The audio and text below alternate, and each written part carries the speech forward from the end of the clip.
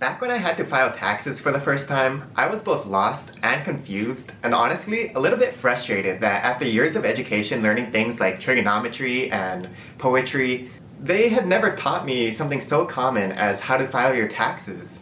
But at least I can find the cosine of a triangle, right? Anyways, this video is the video that I wish I had back then, and hopefully it'll help you get through doing your taxes for the first time. So, without further ado, let's get started.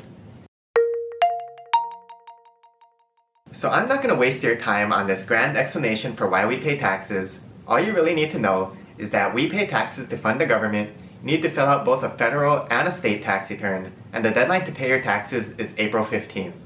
When people talk about filing taxes, all they really mean is filling out these complicated tax forms and mailing it to the Internal Revenue Service, or IRS, along with any payments that you owe for taxes. I'll put a link in the description below to help you figure out if you even need to file taxes, but generally speaking, if you had a job at any point during the year, you should file your taxes because you might owe more taxes now, or you might be getting a refund because you overpaid on your taxes throughout the year.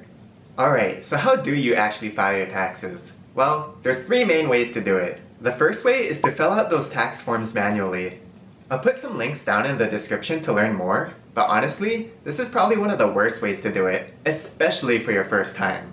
Moving on! The second way to do it is to just have a professional do it for you.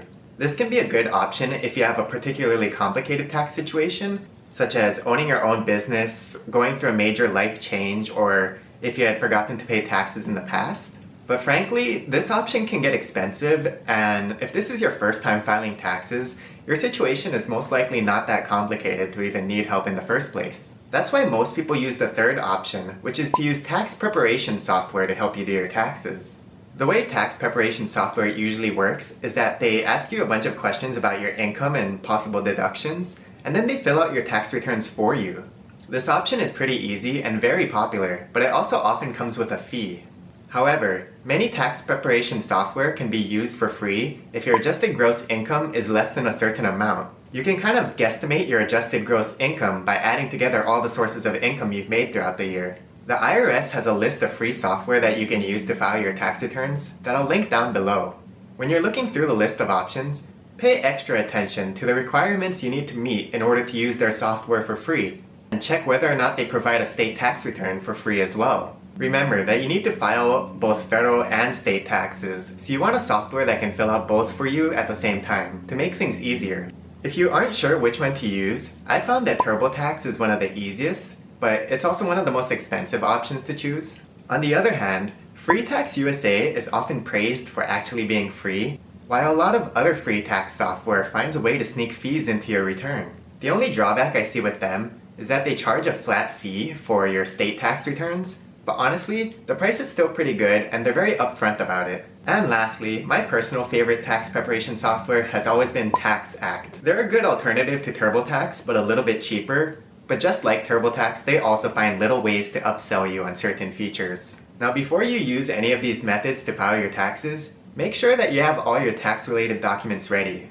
Your employer should be sending you a Form W-2, which basically lists how much money you've made throughout the year, and how much in taxes has already been withheld from your paycheck. You might also get forms from your bank if they've paid you more than $10 in interest throughout the year, or forms from any other sources of income that you've earned. Most of these forms are supposed to be sent out by January 31st, so if you're expecting a form and you haven't received one, you should contact your company to see if a mistake was made. Well, I hope this guide will help you through doing your taxes for the first time, but before I go, I do have one more piece of advice, which is to save a copy of your completed tax return once you finish it. You never know when you'll need to reference your old tax returns in the future, so try to keep a physical or a digital copy of your tax returns for your own records. Anyways, thank you for watching. If you found this video helpful, give it a thumbs up, and if you're new to this channel, subscribe for more videos.